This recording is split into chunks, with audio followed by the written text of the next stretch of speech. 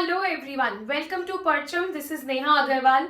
आज के MCQ series में कर रहे हैं related to chapter climatology. Physical geography का चैप्टर है climatology, temperature, pressure and humidity. Important questions तो है ही इस वीडियो में। इसके अलावा एक इंपॉर्टेंट बात ये कि ये जो पर्टिकुलर चैप्टर है टेम्परेचर, प्रेशर, ह्यूमिडिटी, इसमें ज्यादा फैक्ट्स नहीं होते, इसमें ज्यादा क्या होते हैं, कंसेप्ट्स। ठीक है, सो पूरा चैप्टर जो ये है कंसेप्ट पे डिपेंडेंट है, इसीलिए इस चैप्टर में जो भी एमसीक्यूज हैं उनमें कंसेप्चुअल डिस्कशन होगा, जिससे आपको क्लाइमेटोलॉजी चैप्टर समझने में भी बहुत सारा फायदा हो सकता है। ओके, सो लेक्चर को ध्यान से देखना है। Let's begin with the lecture.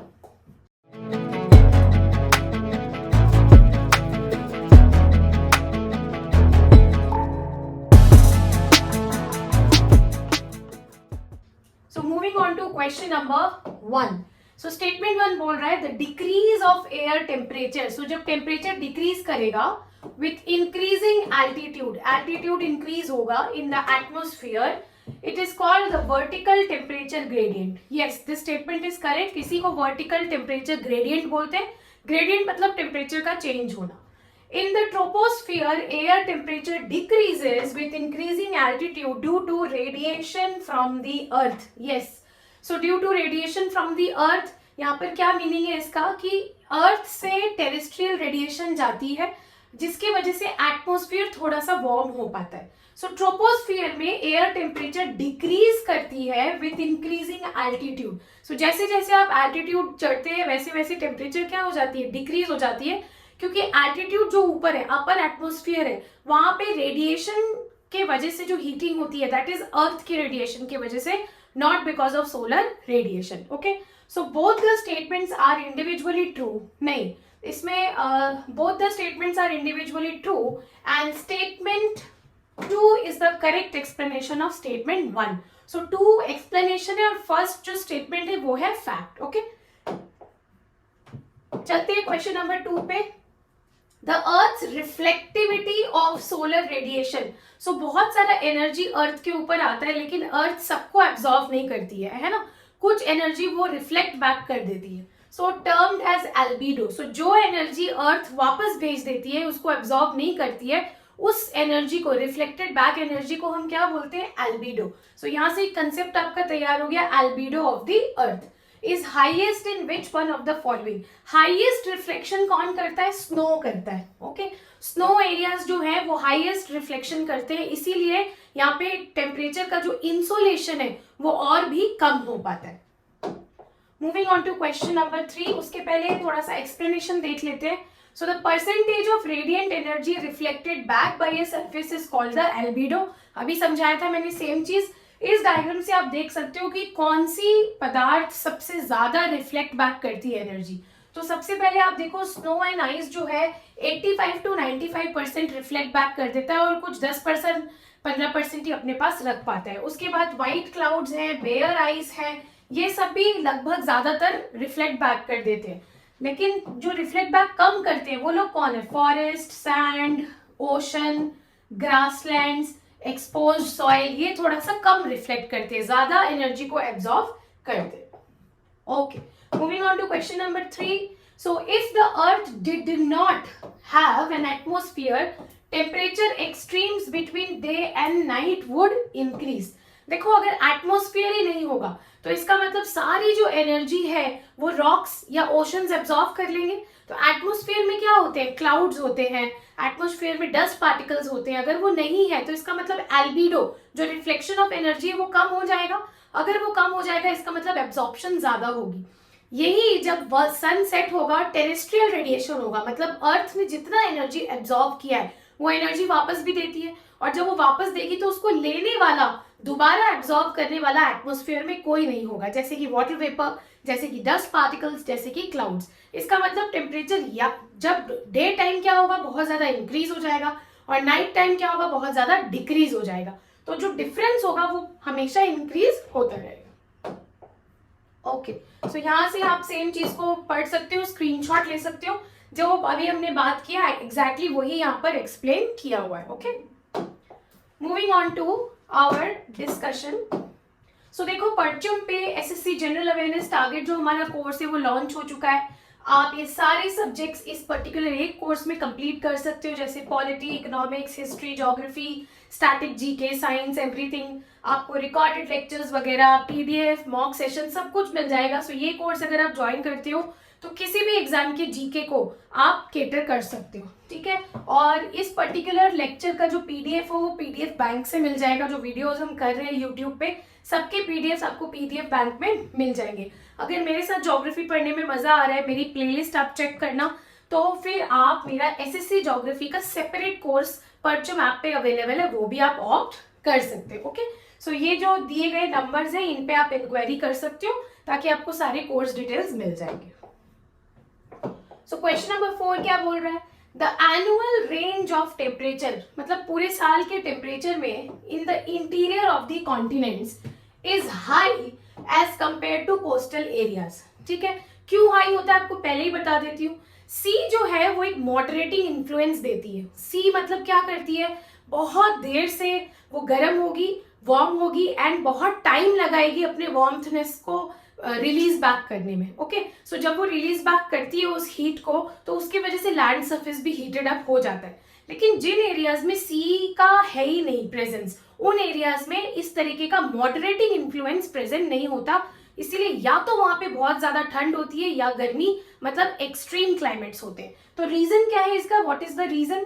Thermal difference between land and water, yes ये रीजन है। वेरिएशन इन एल्टीट्यूड, तो देखो ओशंस में तो कोई एल्टीट्यूड की बात ही नहीं है, एक सरफेस एरिया पे ओशन की ब्रिम वाटर रहती है। Presence of strong winds in the interior, जरूरी नहीं है presence of strong winds ocean surface या सी सरफेस पे भी हो सकता है। विंड्स की जो स्ट्रॉन्गनेस है वो डिपेंड किस पे करती है, प्रेशर ग्रेडियंट पे, है ना। तो इसका कोई मतलब नहीं है। Heavy rains in the interior as compare to coast, ये स्टेटमेंट ही गलत है। हैवी रेन्स कभी भी इंटीरियर में नहीं होते, कोस्टल के आसपास होते हैं। क्यों? कोस्ट के आसपास एनवायरनमेंट में ज्यादा मॉइस्चर होता है, ज्यादा मॉइस्चर होता है तो कंडेंसेशन और प्रेसिपिटेशन भी ज्यादा होता है। तो यहाँ पर जो रीजन है वो ओनली वन है, तो आंसर होगा आपका बी ऑप्शन। ओके, सो जो भी मैंने एक्सप्लेन किया वो यहाँ पर एग्जैक्टली लिखा हुआ है, आप स्क्रीनशॉट ले सकते हो एंड बाद में इसको पढ़ सकते हो। बेटर होगा आप परचम के ऐप से परचम बैंक ले लो, ताकि आपके पास सारे क्वेश्चंस और उनके एक्सप्लेनेशंस एक फॉर्मेट में रहेंगे। Moving on to question number 5, the amount of moisture in the atmosphere is associated with latitude. The ability to keep the moisture in the form of water vapor is related to temperature. Yes, देखो जितना air mass का temperature high होगा ना, उतना वो air mass क्या करेगा, expand करेगा। और जैसे जैसे वो एक्सपैंड करेगा उसकी वाटर वेपर रखने की कैपेसिटी बढ़ती चली जाएगी, है ना। इसीलिए बोलते हैं कि मॉइस्चर लैटिट्यूड पे डिपेंड करता है। क्यों? क्योंकि लैटिट्यूड पे डिपेंड करता है टेम्परेचर। अगर लैटिट्यूड इक्वेटर है या ट्रॉपिक्स है तो टेम्परेचर ज्यादा होगा। टेम्परेचर अगर ज्यादा है इसका मतलब एयर मास एक्सपैंड कर रहा है। एयर मास अगर ज्यादा एक्सपैंड कर रहा है इसका मतलब उसमें वाटर वेपर होने की जगह बढ़ रही है, सो मॉइस्चर भी बढ़ रहा है। So both A and R correct and correct explanation of A, ये बी वाला आंसर होगा। ये स्टेटमेंट इस स्टेटमेंट की करेक्ट एक्सप्लेनेशन भी है। ओके, सो आप देख लो कितना सारा एक्सप्लेनेशन है इस वीडियो में। This video is not about any facts, पूरा कंसेप्चुअल वीडियो है। जिन लोगों को क्लाइमेटोलॉजी के छोटे छोटे कॉन्सेप्ट समझने में दिक्कत होती है उनके लिए ये वीडियो बहुत ज्यादा फ्रूटफुल होगा। Question number 6, the sky looks blue because of, देखो फर्स्ट में आंसर दिया हुआ है selective scattering of radiation by the atmosphere. जब स्कैटरिंग नहीं होती है ना, डायरेक्ट हीट आता है, कोई स्कैटर नहीं हुआ, कोई एब्जॉर्प्शन होकर दोबारा स्केटरिंग नहीं हुई, तब ना उसमें लाइट में एक रेडनेस रहती है। लेकिन जब स्केटरिंग हो जाती है ना तो लाइट क्या कैसी लगने लग जाती है, ब्लू। तो उसकी वजह से जो स्काई है हमारा ब्लू है। आपको बहुत ज्यादा फिजिक्स के इसमें कॉन्सेप्ट में नहीं जाना है, क्योंकि आंसर हमें एमसीक्यू बेसिस पे करना होता है एग्जाम में। तो आप याद रखना, स्केटरिंग हुई तो ब्लू लाइट है, डायरेक्ट आई तो रेड है। ओके, यहाँ पे एक्सप्लेनेशन भी दिया हुआ है, आप एक्सप्लेनेशन यहाँ से पढ़ सकते हो। एग्जैक्टली जो मैंने बोला वही लिखा हुआ है। Okay, moving on to question number 7, so the intensity of insolation, insolation की जो इंटेंसिटी है वो किस पे डिपेंडेंट है? सिंपली आंसर है लैटिट्यूड पे डिपेंडेंट है। लैटिट्यूड अगर इक्वेटर का हुआ इंटेंसिटी इंसोलेशन की ज्यादा होगी। क्यों? इक्वेटर पे सबसे ज्यादा सन का वर्टिकल रेज रहता है। ट्रॉपिकल एरियाज में हुआ तो इंटेंसिटी थोड़ी सी कम इक्वेटर से, सब ट्रॉपिकल हुआ तो कम, पोलर हुआ तो और कम इंटेंसिटी, ठीक है। जहां सन की रेज, वर्टिकल रेज सबसे ज्यादा होगी, वहां की इंटेंसिटी ऑफ इंसोलेशन भी सबसे ज्यादा होगी। ओके, सब कुछ कंसेप्ट पे डिपेंडेंट है। यहाँ पे सेम चीज लिखी हुई है, आप देख सकते हो। Okay, this is the diagram of insolation. So insolation मतलब क्या, absorbed bye atmosphere and clouds. And यहाँ पर आपको इंसोलेशन की डेफिनेशन के साथ कौन सी रीजन्स में किस तरह इंसोलेशन है वो भी यहाँ पर लिखा हुआ है। Moving on to question number 8। जब मैं क्वेश्चन सॉल्व कर रही हूँ उसी टाइम पे आपको एक्सप्लेनेशन दे रही हूँ, इसलिए बाद में उसको दोबारा एक्सप्लेन नहीं कर रही। बाद वाली एक्सप्लेनेशन आपके लिए है ताकि आप उसको नोट बना के रख सको एंड बाद में आपको उसका फायदा हो। Okay, question number 8, air mass near the earth surface is warmer. So जो एयर मास है वो अर्थ सरफेस के अगर बहुत पास है, अपर लेवल ऑफ एटमॉस्फेयर में नहीं है, तो वो वार्मर होता है। क्यों? Contains dust particles, radiates heat, is far from the sun, is warmed up by terrestrial radiation। ये आंसर होगा, it is warmed up by terrestrial radiation। अगर एयर मास आसपास है सरफेस के, तो पहले तो सन की जो इंसुलेशन आ रही है, सोलर रेडिएशन, उससे तो वो वार्म अप हो ही रहा है। लेकिन अगर वो सरफेस के बहुत पास है तो अर्थ जब अपना रेडिएशन वापस देगी, टेरेस्ट्रियल रेडिएशन करेगी, तो भी इस एयर मास को हीट मिलेगा, इसीलिए ये ज्यादा वार्म दिखाई देता है। सेम चीज यहाँ एक्सप्लेन की हुई है, incoming solar radiation, outgoing solar radiation. Sun की एनर्जी के आना, इसको बोलते हैं इनकमिंग सोलर रेडिएशन। अर्थ इसी एनर्जी को एब्जॉर्ब करने के बाद जब वापस देता है, इसी चीज को बोलते हैं टेरेस्ट्रियल या आउटगोइंग रेडिएशन, जिसकी वजह से सरफेस के आसपास जो एयर मास होगी वो सबसे ज्यादा वार्म रहेगी। Okay, moving on to question number 9। The water content in the atmosphere is dependent on temperature, increases as temperature increases, decreases as temperature decreases। okay, so is independent, independent तो बिल्कुल भी नहीं है।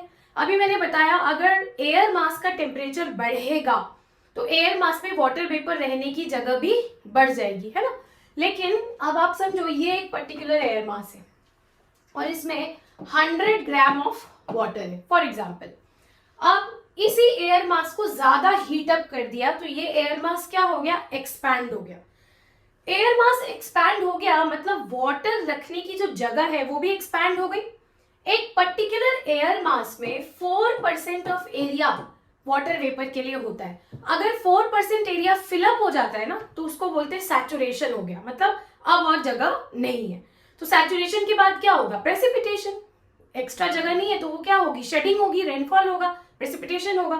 अब समझ लो, यही 100 ग्राम ऑफ वाटर अभी भी इस एयर मास में है, लेकिन क्योंकि ये एक्सपैंड हो गया है वार्म अप होने की वजह से, अब इसकी वाटर वेपर की जो जगह है वो थोड़ी सी इंक्रीज हो गई है। इसका मतलब क्या है, जो कंटेंट ऑफ इसमें मॉइस्चर है वो घटा या बढ़ा। देखो, अगर एब्सोल्यूट टर्म्स में देखोगे तो मॉइस्चर सेम है, लेकिन अगर रिलेटिव टर्म में देखोगे कि जगह बढ़ गई लेकिन वाटर वेपर का कंटेंट उतना ही है, तो इसका मतलब ये डिक्रीज हुआ है। तो हमारा आंसर होगा decreases as temperature decreases. Okay, so decreases as temperature decreases, this will be the answer. So now यहाँ पे देख सकते हो, as air temperature increases, air can hold more water molecules and its relative humidity decreases. Moving on to question number 10. What happens to atmospheric pressure? Atmospheric pressure को क्या होता है with an increase in altitude? देखो, बहुत अच्छे से इसको समझो। अगर altitude increase हो रहा है, मतलब अभी आप 0 किलोमीटर पे हो और कहीं आप समझ लो 6 किलोमीटर पे पहुंच गए ऊपर, altitude, latitude नहीं, altitude, जहां खड़े हो वहीं से ऊपर हाइट में जाते हैं तो altitude increase बोलते हैं। अब यहाँ पर टेम्परेचर समझ लो 18 डिग्री सेल्सियस था, ऊपर जैसे ही आप गए टेम्परेचर अराउंड 8 डिग्री सेल्सियस हो गया। तो जैसे जैसे आप ऊपर जाते हो टेम्परेचर क्या हो जाता है, कम हो जाता है। लेकिन जैसे जैसे हम ऊपर जाते हैं वैसे वैसे एयर भी क्या हो जाती है, थिन हो जाती है। क्यों? क्योंकि नीचे की तरफ है सारी ग्रेविटी, नीचे की तरफ है सारी ग्रेविटी। तो जितने भी गैसेस है, ग्रेविटी उसको क्या करती है, एब्जॉर्ब करके रखती है। तो जितना आप ऊपर जाओगे उतना एयर आपको थिन मिलेगा, क्योंकि एयर का कंटेंट लोअर एटमॉस्फेयर में ज्यादा होता है। अगर यहाँ एयर है ही नहीं या बहुत कम है तो इसका मतलब प्रेशर कैसा होगा, लो। एयर अगर बहुत ज्यादा होता, कम जगह में ज्यादा एयर, तो उसको क्या बोलते हैं, हाई। लेकिन जैसे जैसे आप ऊपर अल्टीट्यूड पे चढ़ोगे वैसे वैसे कैसा हो जाएगा, एयर प्रेशर लो हो जाएगा, है ना। So what happens if atmospheric pressure with an increase in altitude, it decreases. So atmospheric pressure क्या होती है, डिक्रीज होती रहती है, लो प्रेशर होता रहता है। ओके नाउ सो यहां से आप इसको सेम पढ़ सकते हो, मैंने ये पूरा यहाँ पर लिख दिया है। In most circumstances atmospheric pressure is closely approximated by the hydrostatic pressure caused by the mass of air above the measurement point. यहाँ लिखा है as elevation increases there is less overlying atmospheric mass, मतलब gases कम है, so that pressure decreases with increasing elevation.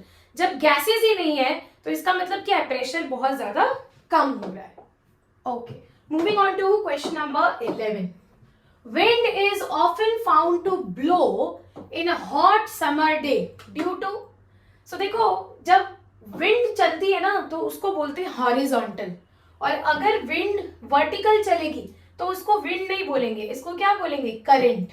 ठीक है, सो जब gases vertical चलते हैं तो उनको बोलते हैं एयर करंट, ये गैसेस जब हॉरिजॉन्टल चलते हैं तो इनको बोलते हैं विंड। ऑप्शन सी में लिखा है कन्वेक्शन, वर्टिकल जाने को पता है क्या बोलते हैं, कन्वेक्शन। तो इसका मतलब कन्वेक्शन आंसर नहीं होगा, क्यों, क्योंकि यहाँ पूछा क्या है, विंड। कन्वेक्शन विंड होता ही नहीं है, कन्वेक्शन क्या होता है, एयर करंट। तो हमारे पास ऑप्शन बच गया ए और बी या D. So radiation from the soil या कंडक्शन, आपको पता है कंडक्शन क्या होता है, दो मटीरियल्स है, ठीक है, दोनों के अलग अलग टेम्परेचर है, दोनों आपस में क्या करते हैं, टेम्परेचर एक्सचेंज करते हैं। तब तक एक्सचेंज करते हैं जब तक कि दोनों का टेम्परेचर सेम ना हो जाए, उस प्रोसेस को बोलते हैं कंडक्शन। और दोनों टेम्परेचर एक्सचेंज करने का मतलब है हाई प्रेशर या लो प्रेशर, और विंड्स की आवाजाही होती है। So conduction of heat between air and soil answer होगा, इसीलिए विंड ब्लो करता है हॉट समर डे पे। Okay moving on to question number 12. So which of the following does not affect the distribution of insolation? Insolation किसके वजह से affect नहीं होता, एंगल ऑफ सन्स रेज बिल्कुल होता है, मैंने बताया हॉरिजॉन्टल रेज होगी या वर्टिकल रेज होगी, इस पे बहुत डिपेंडेंसी, अगर वर्टिकल रेज है तो इंसोलेशन बहुत ज्यादा है। एल्टीट्यूड बिल्कुल है, अभी हमने लास्ट पॉइंट में डिस्कस किया। ओशन करंट से इंसोलेशन का कोई वास्ता नहीं है, लेंथ ऑफ द डे से है, लेंथ ऑफ द डे अगर बड़ी है तो इंसोलेशन ज्यादा है, ठीक है। ओशन करेंट्स क्लाइमेट को इन्फ्लुएंस जरूर करता है, टेम्परेचर को इधर से उधर बैलेंस करता है, लेकिन बाद में। इंसोलेशन नहीं, इंसोलेशन मतलब प्राइमरी हीटिंग, ओशन करेंट्स क्या करता है, सेकेंडरी हीटिंग या secondary cooling. Okay so answer will be ocean currents. इस लेक्चर में मैं थोड़ा सा स्लो जा रही हूँ एमसीक्यू में, क्योंकि इसमें कंसेप्ट ज्यादा है। Okay next is question number 13। Atmospheric pressure exerted on earth. अभी बताया एटमॉस्फेरिक प्रेशर कैसे एक्सर्ट होता है, नीचे ग्रेविटी से। ग्रेविटी ने सारे गैसेस को नीचे की तरफ क्या किया हुआ है, पुल किया हुआ है। तो जितना आप ऊपर जाते हो गैसेस आपको कम मिलती है, इसका मतलब पूरा एटमॉस्फेरिक प्रेशर जो है नीचे थोड़ा हाई है ऊपर लो है, ये किसकी वजह से है, ग्रेविटेशनल पुल के वजह से है। बहुत इंपॉर्टेंट क्वेश्चन है, बहुत सारे एग्जाम में पूछा गया है, जरूर अच्छे से करना। यहाँ से सेम चीज को पढ़ सकते हो जो मैंने अभी समझाया, ठीक है, इसको स्क्रीनशॉट ले लो या पीडीएफ बैंक से भी you can read. Next is question number 14। When air temperature rises, so जैसे एयर टेम्परेचर राइज हुआ दिमाग में आ जाना चाहिए एक्सपेंशन हुआ है एयर मास का। रिलेटिव ह्यूमिडिटी, देखो आ गया ना सेम क्वेश्चन, एयर का टेम्परेचर क्या हुआ है, राइज हुआ है, इसका मतलब आपका जो एयर मास है वो एक्सपैंड हो गया। अगर एयर मास एक्सपैंड हुआ है तो वाटर वेपर रखने की जो जगह है वो भी एक्सपैंड हो गई, लेकिन वाटर वेपर का कंटेंट नहीं बढ़ा, 100 ग्राम का 100 ग्राम ही रह गया। तो रिलेटिव ह्यूमिडिटी क्या हो जाएगी, डिक्रीज हो जाएगी।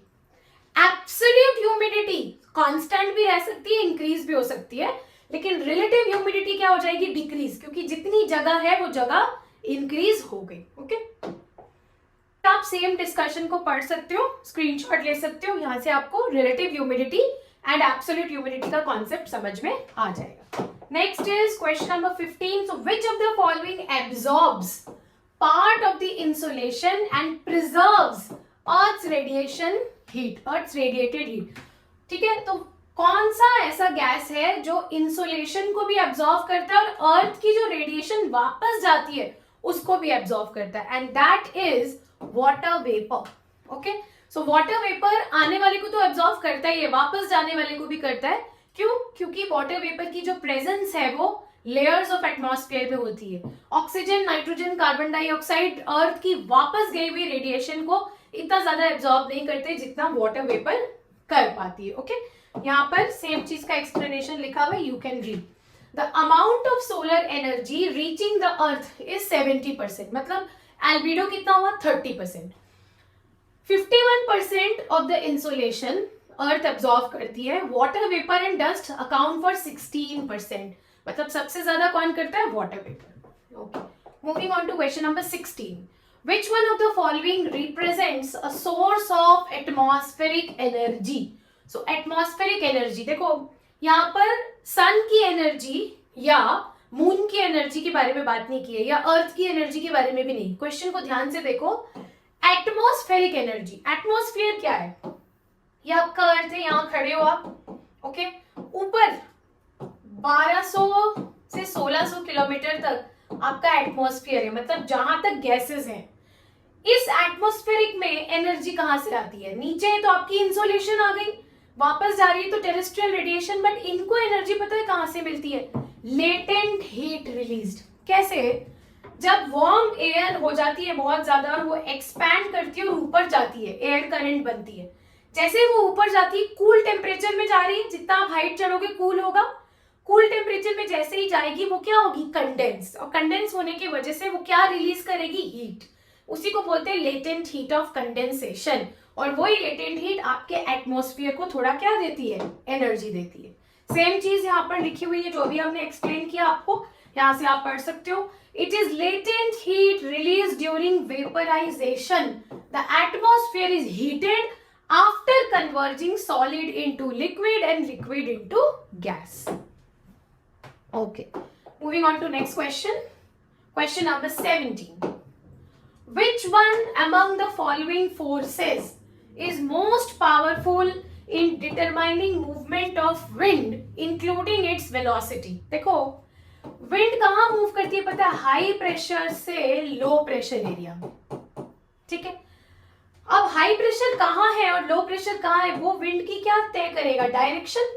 तो डायरेक्शन मूवमेंट तो तय कर लिया. अब क्या? वेलोसिटी. वेलोसिटी पता है क्या होती है? अगर ग्रेडियंट बहुत ज्यादा है, मतलब हाई प्रेशर बहुत ज्यादा हाई है, लो प्रेशर बहुत ज्यादा लो है और ये बहुत करीब है, ठीक है, तो ग्रेडियंट क्या हो गया? बहुत स्ट्रांग हो गया. तो प्रेशर ग्रेडियंट डिसाइड करता है विंड की velocity. So this will be the answer, B option. Next is question number 18. The amount of actual water vapour of air is known as. So the amount of actual water vapor. So actual water vapor को आप क्या बोलोगे? Absolute humidity. यहाँ पे actual term में आप calculate कर रहे हो 100 ग्राम 200 ग्राम. रिलेटिव होता तो हम जगह कितनी है और सामान कितना है, इस पे हम थोड़ा सा क्या करते? कंपैरिजन करते. Next is question number 19. Normally the temperature decreases with the increase in height. ठीक है, सो टेम्परेचर क्या हो रही है? डिक्रीज हो रही है with the increase of height. The atmosphere can be heated upwards only from the earth surface. ये स्टेटमेंट करेक्ट है. एटमोस्फियर को ऊपर कौन हीट कर पाता है? सिर्फ रेडिएशन बैक वाली. There is more moisture in the upper atmosphere. ये बिल्कुल गलत. The air is less dense in the upper atmosphere. ये करेक्ट है.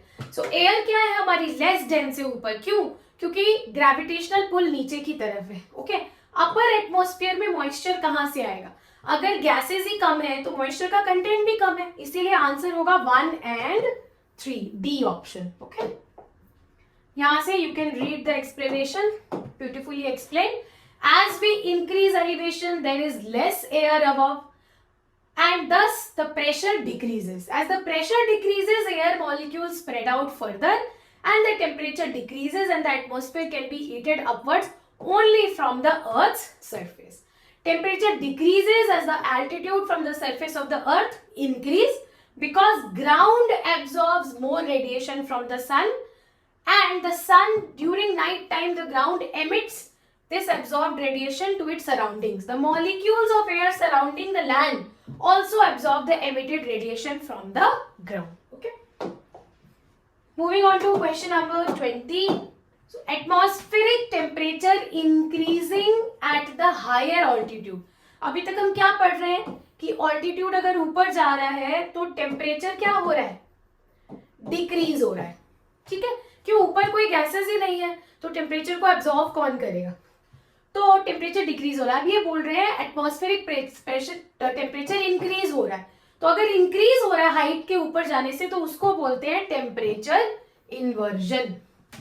बहुत बार ऐसा होता है कि आसपास की जो कोल्ड एयर है वो बहुत ज्यादा हाई डेंसिटी की हो जाती है, कूल हो जाती है बहुत ज्यादा ऊपर जाके, एंड वो ज्यादा कूल होने की वजह से हैवीनेस की वजह से सिंक हो जाती है और सिंक होके ग्राउंड पे सेटल कर जाती है. रात को होता है ये जनरली, और ग्राउंड पे सेटल होने के बाद जो ग्राउंड पे जो कंपैरेटिवली थोड़ी सी वार्मर एयर थी उसकी जगह ले लेती है, इसलिए वार्मर एयर उसके ऊपर आ जाता है, क्योंकि वार्मर एयर लाइट एयर होता है, एक्सपैंड किया हुआ होता है. तो नीचे हो गया कोल्ड टेम्परेचर, ऊपर हो गया वार्म टेम्परेचर. ऐसा बहुत ज्यादा होता है in the valley and the mountain regions, Kashmir valley में भी होता है रात में. ठीक है, तो इसको बोलते हैं टेम्परेचर इन्वर्जन, क्योंकि यहाँ पर उल्टा हो गया, आप थोड़ा ऑल्टीट्यूड चढ़े तो आपको टेम्परेचर ज्यादा मिला और नीचे टेम्परेचर बहुत ज्यादा कम है. ओके, इस कंडीशन को हमने डायग्राम से समझाया हुआ है. यहाँ पे नॉर्मल कंडीशन में क्या होगा, warm air, cooler air, cold air आपको मिलेगी. टेम्परेचर इन्वर्जन कंडीशन में क्या होगा, नीचे कूल मिलेगा, ऊपर वार्म, क्योंकि वो इतनी ज्यादा डेंस हो गई थी, वो नीचे सेटल हो गई और वार्म एयर को उसने ऊपर कर दिया. Okay, moving on to question number 21. Examine the following statements and select the correct answer using the quotes below. The atmospheric air is never completely dry. Okay, this is correct. कोई भी atmospheric air completely dry नहीं हो सकती, उसमें थोड़ा बहुत water particles, moisture particles जरूर होता है.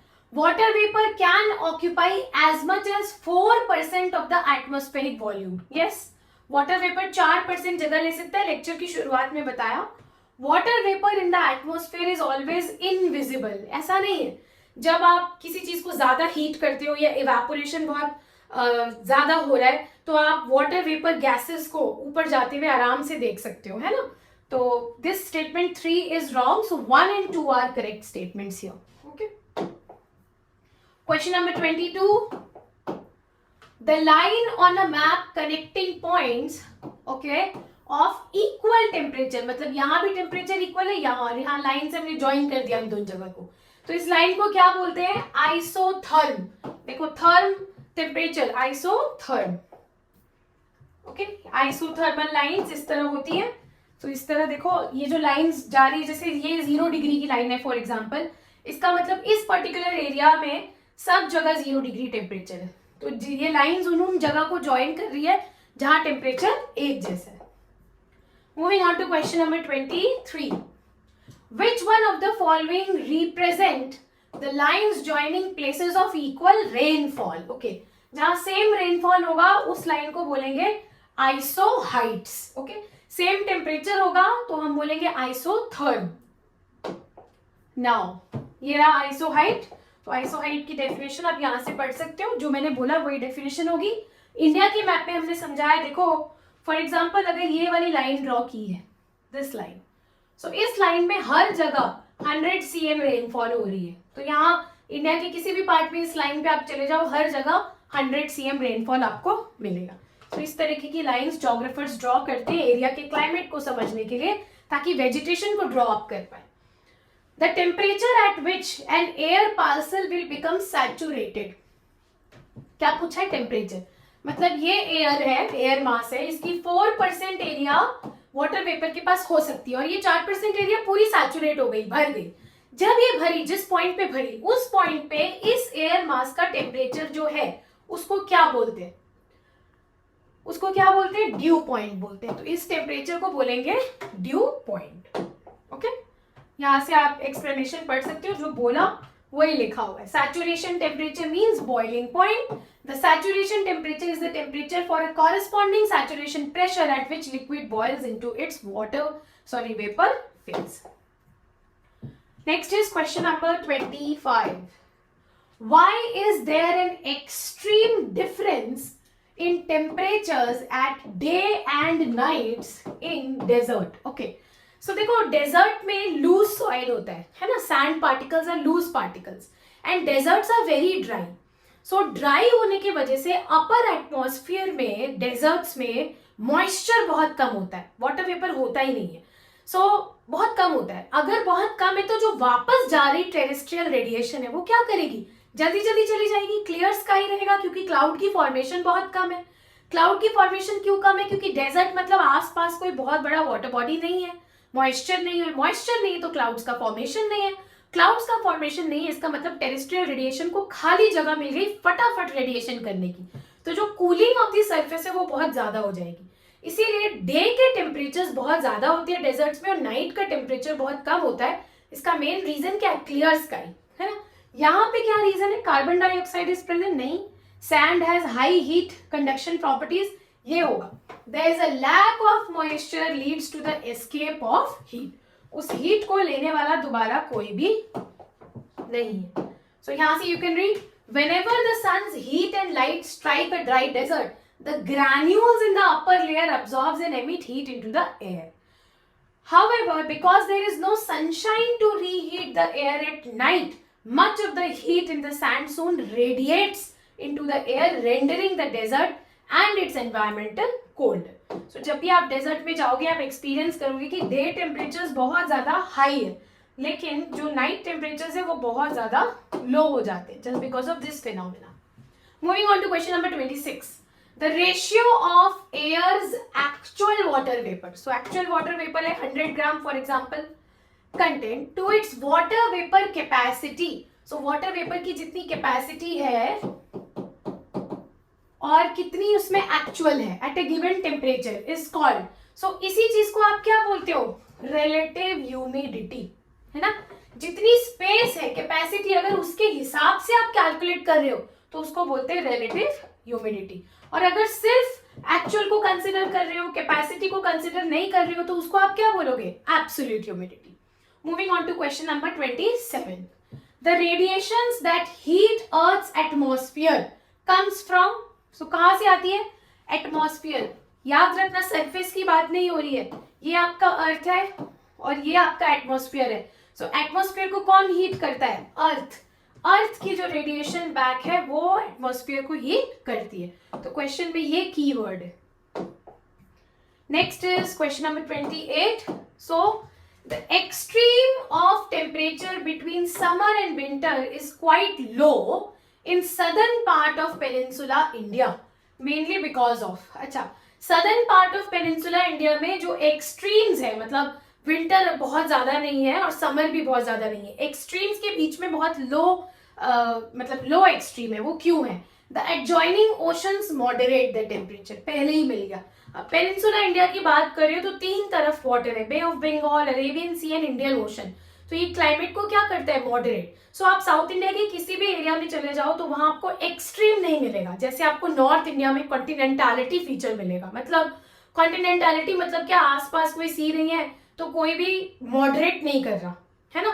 लैंड अगर बहुत ज्यादा ड्राई है तो कंप्लीटली ड्राई हो जाती है, 0 डिग्री सेल्सियस टेम्परेचर जा रहा है विंटर्स में, और यही आप समर में देखोगे तो 48-45 डिग्रीज जा रहा है. बट साउथ इंडिया में सी है चारों तरफ, इसीलिए मॉडरेटिंग इन्फ्लुएंस है, टेम्परेचर्स आर नॉट एक्सट्रीम. यहाँ से आप सेम चीज को पढ़ सकते हो. Okay, and you can take a screenshot और आपको पीडीएफ बैंक पे भी ये मिल जाएगा. Next is question number 29. Southwest winds are attracted to Indian subcontinent in rainy season. तो ये आपका इंडियन सब कॉन्टिनेंट है और south west winds, south west से आने वाली विंड अट्रैक्ट हो रही है. क्यों अट्रैक्ट हो रही है, low air pressure in north western India. So north western India में लो प्रेशर है, सो विंड्स कैसे ब्लो करती है, high pressure to low pressure. और यहाँ लो प्रेशर क्यों है, क्योंकि समर सीजन में सन की हॉरिजॉन्टल रेज आपको ट्रॉपिकल एरिया में मिलती है। नीचे की तरफ हाई प्रेशर होता है क्योंकि सन की पोजीशन ऊपर है और सन की पोजीशन नीचे नहीं है, एयर नीचे ज्यादा वार्म अप नहीं है, इसलिए हाई प्रेशर है, इसीलिए विंड्स हाई प्रेशर से लो प्रेशर आती है और मॉनसून विंड्स भी इंडिया में इसी तरह के से आते हैं। ओके, लास्ट क्वेश्चन, यहाँ में जाने से पहले आप ये वाला डिस्कशन देख लो। So due to excessive heating in the north western India, excessive heating क्यों है? देखो आईटीसीजेड एरिया यहाँ पे, आईटीसीजेड एरिया का मतलब सन की वर्टिकल पोजीशन यहाँ पे है, इंटरट्रॉपिकल कन्वर्जन जोन, मतलब ये एरिया इक्वेटर की तरह बिहेव कर रहा है ना, एंड इक्वेटर की तरह बिहेव कर रहा है, इसका मतलब सारे यहाँ पे जो एयर मौजूद था वो वार्म अप होके एयर करंट बन के ऊपर चला गया और नीचे खाली जगह हो गई, डोलड्रम्स, एंड वो डोलड्रम्स क्या करेगी? लो प्रेशर, इसीलिए बाहर से विंड्स को क्या करेगी? इनवाइट, एंड वो हाई प्रेशर वाली विंड्स आएगी and that is why south west monsoon शुरू होगा। Next is question number 30। Consider the following statements regarding the atmospheric pressure. Okay. The weight of the column of air at a given place at a given time is called air pressure. Yes, बिल्कुल ठीक है, given place, given time.